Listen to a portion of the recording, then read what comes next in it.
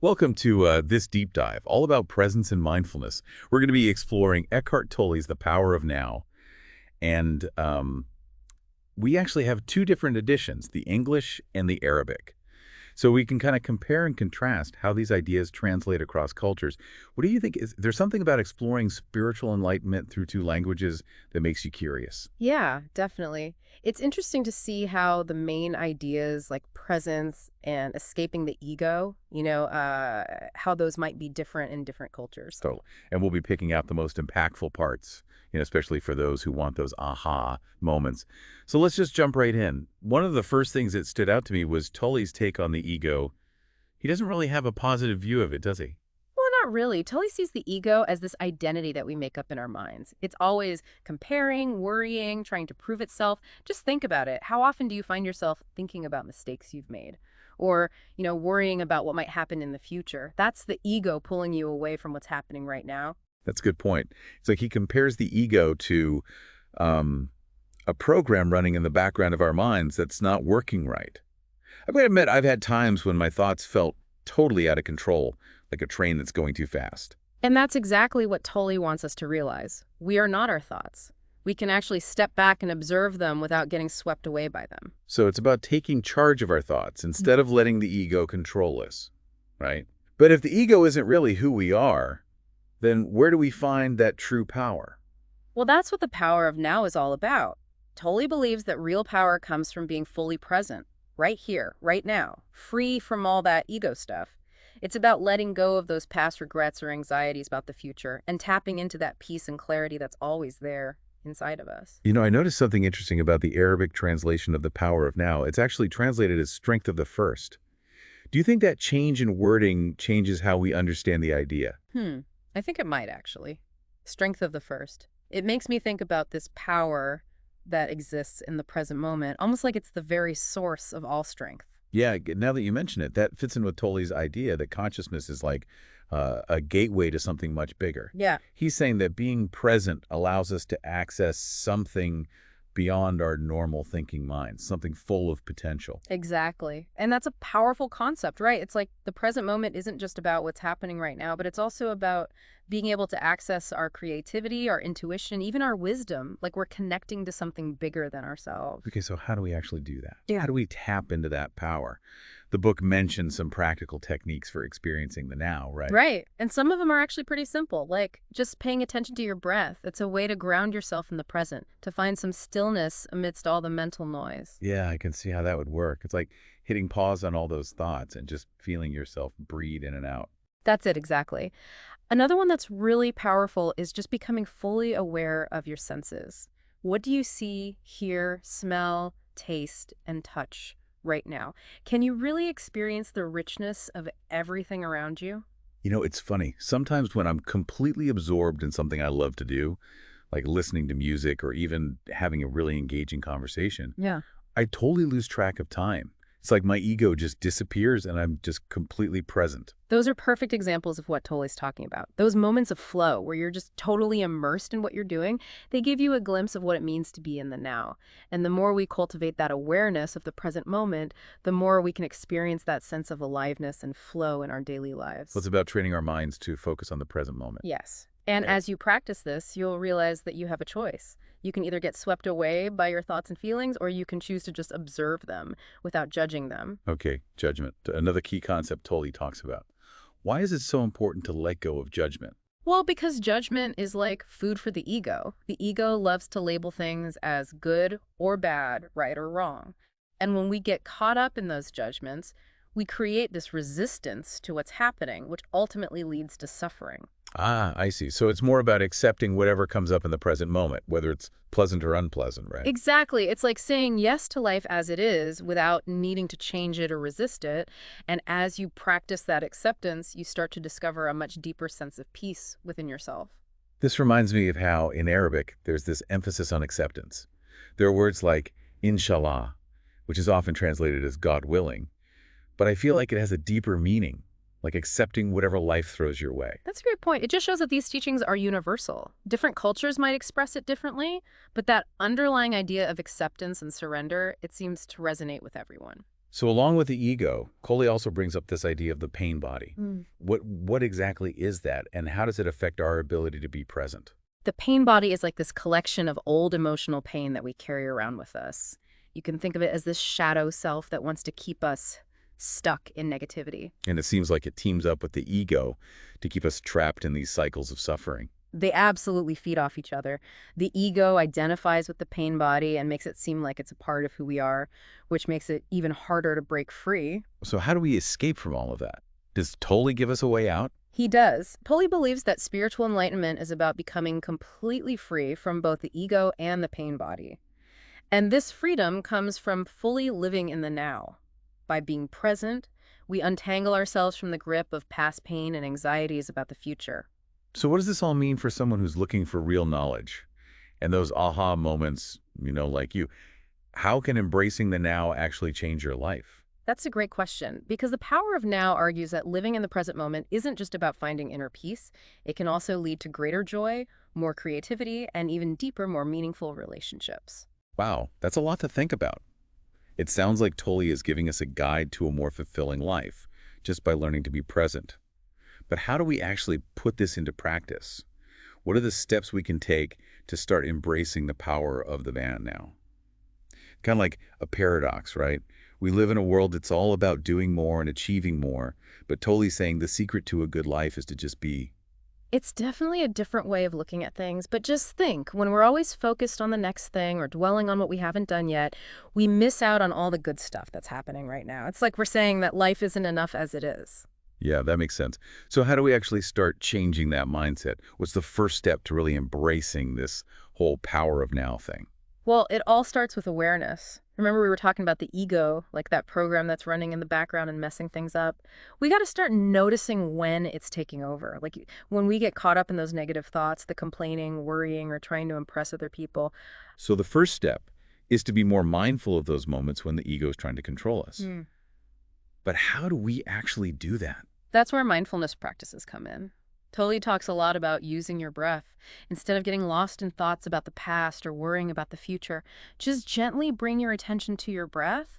Just feel it going in and out. I've tried that, and it's really hard. Yeah. My mind just wants to wander everywhere. Oh, yeah, that's totally normal. The mind loves to wander. The key is to be patient with yourself. Every time you notice your mind has drifted off, just gently bring it back to your breath.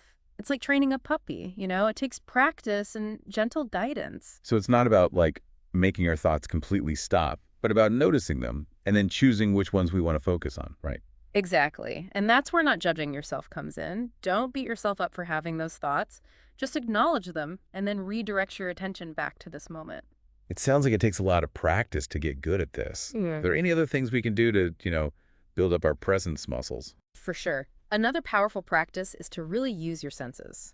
Instead of rushing through your day, try to really savor each experience. Like, notice the colors of the sunset, feel the sun on your skin, taste your food. By really paying attention to your senses, you're naturally drawn to the present moment. I like that. It's like giving ourselves permission to really enjoy life instead of just going through the motions. Exactly. And it doesn't have to be just the enjoyable stuff. It's about being mindful, even with ordinary tasks. Like, can you wash the dishes and be completely present? Can you feel the warm water, the smooth plates? Can you walk to your car and feel your feet on the ground, hear the birds? All of these things are chances to practice being present. When you put it like that, it almost feels like a game. Yeah. Like trying to see how many moments in our day we can be truly present for. I love that perspective because it really can be fun, like a treasure hunt for those little moments of presence hidden throughout our day. Okay, so we've talked about mindfulness, not judging ourselves and using our senses. hmm What other tools are there to help us with this power of now stuff? Another thing Tolle talks about is questioning your thoughts. Instead of just believing everything you think, challenge those thoughts. Ask yourself, is this thought really true? Is it helpful for me to believe this? Interesting. It's like we're taking back control of our minds instead of letting our thoughts control us. Right. And by questioning those negative or limiting beliefs, you make room for new, more positive ways of thinking. This reminds me of how in Arabic culture, there's a strong emphasis on gratitude. There are expressions like Alhamdulillah, which means praise be to God, used for even small things. I love that example. Gratitude is such a powerful way to combat negativity. When we focus on what we're grateful for, we shift our attention away from what's missing and start to see how much we actually have. So gratitude is another way to practice being present and tapping into that power. Exactly. And the cool thing about gratitude is that it doesn't require anything special. You can always find something to be grateful for no matter what's going on. Like, can you be grateful for just being able to breathe, for having a roof over your head, for the people in your life? It's like choosing to see the good instead Yeah. of focusing on the bad. I can imagine that would make a huge difference in how we experience life. It absolutely does, and it kind of spreads outward. When we're grateful, we naturally become more joyful, more compassionate, and more attractive to others. Now, earlier you mentioned that embracing the power of now can also lead to deeper, more fulfilling relationships. How does that work? Well, think about it. When you're truly present with someone, you're giving them your full attention. You're not distracted by your own thoughts or opinions. You're really listening, you're seeing them for who they are, and they feel it. Yeah, I've definitely experienced that. When I'm talking to someone who is truly present, it's like they really get me. It creates a deeper connection. Exactly. And that's what's so great about presence in relationships. It brings intimacy, authenticity, and a genuine connection. It goes beyond those surface level interactions, and you connect on a deeper level. So it's like shifting from focusing on ourselves to focusing on the other person, realizing we're all connected. Yeah. And it's not just about romantic relationships, it's about all of our interactions, family, friends, colleagues, even strangers. When we approach others with presence, we create space for understanding, compassion, and empathy to grow. It sounds like this power of now isn't just about changing ourselves. It's about creating a better world. Absolutely. It's about recognizing that we're all in this together. And when each of us becomes more present, we all benefit from that shift towards peace and love. Okay, so we've talked about mindfulness, not judging ourselves, gratitude, and being present in relationships. It feels like we're building up to a more mindful and satisfying life. But there's one thing Tolle talks about that I want to explore a bit more: surrender. What does he mean by that, and how does it fit into all of this? Surrender is one of the most difficult but also freeing ideas from Tolle's work. It's about letting go of trying to control everything in our lives and trusting that there's something bigger guiding us. It's about accepting what is instead of fighting against it. That sounds incredibly hard, Yeah. especially in a culture that values hard work and achievement. How can we just let go of that need to control everything? It is a process, for sure, but just think about how much energy we use trying to make things go exactly how we want, resisting change, holding on to this idea that we're in control. Tolle suggests that when we surrender to what is, we align ourselves with how life really works. We stop fighting and start accepting. I've heard the saying, let go and let God. Is that kind of what Tolle's talking about? Exactly. It's recognizing that we don't control everything, and sometimes the best thing we can do is step back and let life happen. So it's not about giving up or doing nothing, but about trusting that there's a bigger plan, even when we don't get it. It's about having faith. Yes. And when we let go, new opportunities can come up that we never could have imagined. It sounds like a huge leap of faith, but I can see how freeing it could be. It really is. It's about shifting from always doing to just being. And as you practice surrendering, you'll probably find that things start to flow easier in your life. There will be less resistance, less stress, and more joy. Okay, so we've discussed a lot of practical ways to step into this power of now thing. But let's be real, there are going to be times when the ego comes back, when we find ourselves falling back into those old habits. It feels like that's bound to happen. Of course. It's a journey, not a destination. The important thing is to be kind to yourself. When you notice that you've lost touch with the present moment, just acknowledge it without judging yourself and gently bring your attention back to now. So it's not about being perfectly present all the time, but about realizing that messing up is part of the process. Exactly. It's about embracing the practice and recognizing that every time you come back to the shed, now you're getting stronger at accessing that inner peace and clarity. It makes me think of the Arabic proverb, fall 7 times, stand up 8. It's a great reminder that resilience and not giving up are key to changing ourselves. That's a great proverb. It really captures the spirit of this journey. It's about being brave enough to keep practicing, even when we make mistakes. Now, you mentioned before that embracing the power of now can also make us more creative. Yeah. How does that happen? Well, true creativity usually comes from a state of presence. When you're not caught up in all the mental noise, you create space for inspiration to flow through you. It's like silencing that inner critic and letting our creativity come out naturally. Exactly. It's like tapping into a source of wisdom and inspiration that goes beyond the ego.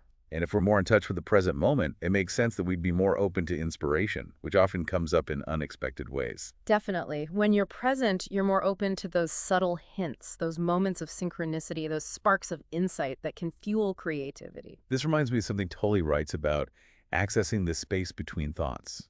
Yes. He describes it as this gateway to creativity.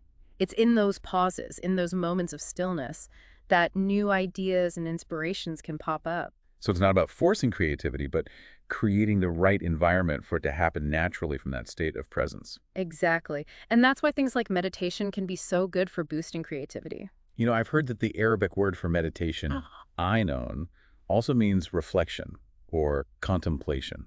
That's really interesting. It suggests a deeper link between meditation and the process of getting creative insights. So it's not just about clearing your mind, but also about being open to new ideas and letting those creative seeds be planted. Precisely. And that's why it's so important to approach creative activities with a sense of fun and playfulness rather than with stress or pressure. So if we're too fixated on the outcome or attached to the results, we actually block our own creativity. That's right. It's about letting go of expectations and allowing the creative process to unfold naturally. Okay, this is all making a lot of sense to me. But there's one thing I'm still curious about. Tolle talks about enlightenment as a state of being free from the ego and the pain body. Yes, that's the ultimate goal in his teachings. Right. But if enlightenment is about being totally free from those things, does that mean we have to completely get rid of the ego and the pain body to experience the power of now? It seems impossible. That's a great question, and it's important to remember that enlightenment isn't something you achieve. It's something you realize. Okay, I'm listening. It's about realizing that who you truly are is already whole and complete. The ego and the pain body are just layers of conditioning that hide that truth. So it's not about eliminating those things, but about shifting our focus away from them. It's about recognizing that we are not our thoughts, we are not our emotions, we are not our past experiences. Exactly. It's about waking up to the awareness that's always there, beneath all those layers of conditioning. And that's the power of now accessing that deeper awareness, that state of being that's already free and whole and connected to everything. Yes. And as you practice being present, you might find that the ego and the pain body naturally start to loosen their hold on you. So it's like a gradual process of awakening rather than a sudden change. Exactly. And remember, there's no single way to achieve enlightenment. Everyone's path is different. Right, and it's not always a straight line either. There will be times of deep understanding and times of feeling stuck, but the important thing is to keep practicing and trusting the journey. Absolutely. And it's important to find what works for you, whether it's meditation, being in nature, being creative, or just being mindful in your everyday life. The key is to find what helps you connect with that inner space of presence. And to remember that the journey itself is what matters. Usually said. It's interesting how all this connects back to that main idea of the power of now. It does, doesn't it? You know, in a world where we're constantly pushing to be productive and achieve things, it almost feels rebellious to just let ourselves be, just be present with whatever's happening right now without trying to fix it, change it, or judge it. Yeah, it's like giving ourselves permission to just exist without feeling like we always have to be striving for something more. Exactly. And it's in that space, in that place of not resisting, that we can really tap into that peace and joy that comes from being present. It makes me think about the Arabic idea of sabr, which is about patience, resilience, and trusting that things will unfold as they should. That's a beautiful way to think about it. Because surrendering isn't about giving up. It's about aligning ourselves with something greater. Right. It's about trusting that even when things are tough, there's a deeper intelligence at play. We may not always get it, but we can choose to have faith in the process. It's a good reminder that we don't always have the answers, and that sometimes the best thing we could do is let go and trust. I think that's a key message from Tolle, learning to trust the wisdom of life itself. Now, we've talked a lot about how embracing the power of now can help us personally. Things like inner peace, joy, creativity, better relationships. But Tolle also suggests that being present can actually change the world around us. He does. He says that when people awaken to who they really are, it creates this ripple effect that goes out and affects everyone. It's like each person who embraces the world now becomes this source of light, spreading peace and positivity. So it's not just about changing ourselves, but about helping to create a more awakened world. Exactly, because when you shift your own internal state from fear and separation to love and connection, it changes how you interact with the world. You become more compassionate, more understanding, more willing to help others. It makes me think about the Arabic idea of ummah, which is about the global Muslim community, but also about unity and taking care of each other. That's a perfect comparison because at the end of the day, we're all connected. What we do, how we think, how we treat others, it all matters. And when we choose to embrace the power of now, we're not just transforming our own lives, we're contributing to a more peaceful and loving world for everyone. There's something else from the Arabic version of the power of now that I found really interesting. There's this subtle focus on the concept of tawhid, which is the oneness of God. Oh, yeah, that's a central idea in Islamic spirituality. It's about understanding that everything is connected and comes from a single source. So, from that point of view, when we connect with the present moment, we're also connecting with the divine.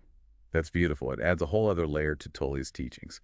So as we wrap up this deep dive into the power of now, what's the main thing you hope our listener takes away from this conversation? I hope they remember that the power of now is always there for them. It's not some far off goal, but a way of being that they can access anytime through simple things like mindful breathing, being grateful, and letting go.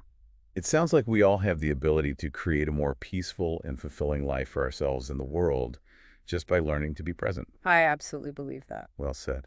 And for you, our listener, we hope this deep dive has sparked those aha moments you were looking for. We encourage you to check out the power of now for yourself in whichever language resonates with you. It really is a journey that can change your life. It is. And remember, you have the power to create a more beautiful and fulfilling life. It's available to you right here, right now, in this present moment. Thanks for joining us on this deep dive. Until next time.